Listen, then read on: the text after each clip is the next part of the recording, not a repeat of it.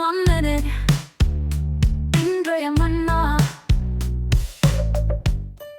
அன்பு உறவுகளுக்கு வணக்கம்.